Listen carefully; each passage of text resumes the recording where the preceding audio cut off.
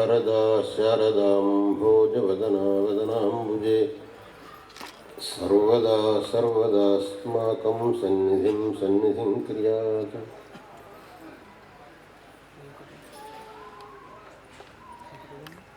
ఇప్పటికీ ఒక 10-15 సంవత్సరాలకు పూర్వం ఈ గ్రామ వాస్తవ్యులైన ఇద్దరు విద్యార్థులు శృంగేరికి వచ్చారు. వాళ్ళు అధర్వణ వేదం నేర్చుకున్నాం, ఋగ్వేదం యజుర్వేదం అధ్యయనం చేయడానికి వచ్చామని చెప్పారు. మీది ఏ ఊర్రా నాయన అని అడిగాను. మాది లింగన్నపేట అన్నారు. అరే నేను ఇప్పటిదాకా ఆ పేరే వినలేదే, ఎక్కడుంది అది? హైదరాబాద్ దగ్గర ఉంది. హైదరాబాద్ దగ్గర ఉంది అని అన్నారు. మీ పేర్లు ఏమిటి అన్నారు. పెద్దవాడు ఉండి నా పేరు రాధాకృష్ణ అన్నాడు. చిన్నవాడు ఉండి నా పేరు గోపీకృష్ణ అన్నాడు. అరే మీ పేర్లు చాలా బాగున్నాయి, ఉండండి ఇక్కడ ఉండి అధ్యయనం చేయండి, మీరు మంచి పండితులు అవుతారు, మీకు మంచి పేరు వస్తుంది అని చెప్పాను. కొంతకాలం శృంగేరిలో ఉన్నారు, అధ్యయనం చేశారు.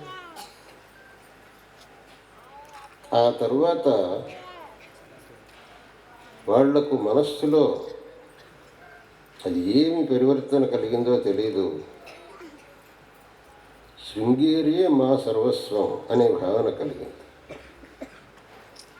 శృంగేరి మా సర్వస్వం, శృంగేరి గురువులు మా గురువులు, మా జీవనంలో ఏకమాత్ర గురువులు శృంగేరి గురువులు అనేటటువంటి భావన వాళ్ళ మనస్సులో కలిగింది.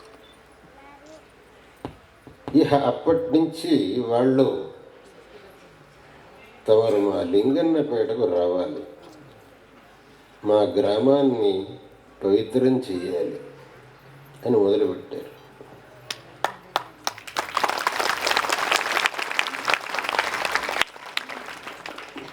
మీ గ్రామంలో జనాభా ఎంతమంది అని అంటే అదేదో చెప్పారు, 8,000 ఏదో చెప్పారు. మీరు మీ ఇద్దరి కోసం రావాలన్నా లింగన్నపేట, మీ ఇద్దరి కోసం రావటం కుదరదు. వాళ్ళు తమరు లింగన్నపేటలో కాలు పెడితే తెలుస్తుంది మా ఇద్దరి కోసమా అథవా మా సమస్త గ్రామం కోసమా అనేది.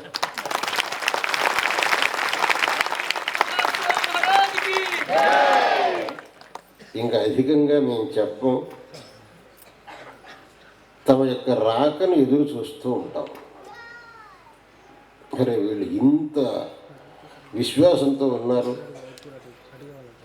అంటే వీళ్ళ గ్రామంలో ఉండేటటువంటి సమస్త ప్రజానీకం కూడా శృంగేరి జగద్గురువుల ఆగమనాన్ని ఎదురు చూస్తున్నది అని వీళ్ళ మాటల వల్ల తెలుస్తున్నది.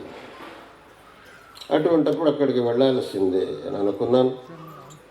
అప్పుడు చెప్పాను, నేను ఇప్పుడు యాత్రకు బయలుదేరటం లేదు. నేను ఎప్పుడైతే యాత్ర బయలుదేరి హైదరాబాద్కు వస్తానో అప్పుడు లింగన్నపేటకు తప్పకుండా వస్తాను.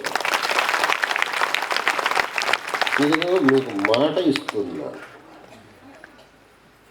నాది ఒక తత్వం ఉంది.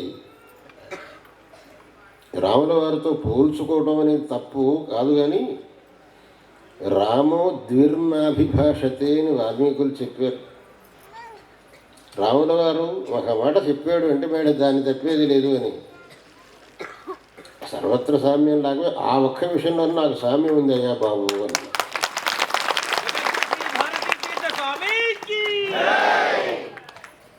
ఆ వాళ్ళ యొక్క ప్రార్థనను మనస్సులో పెట్టుకొని నేను ఈసారి హైదరాబాద్ నుంచి నిజామాబాద్ తట్టు వెళుతూ లింగన్నపేటకు 1 కాదు 2 రోజులు ఉండాలి అనే అభిప్రాయంతో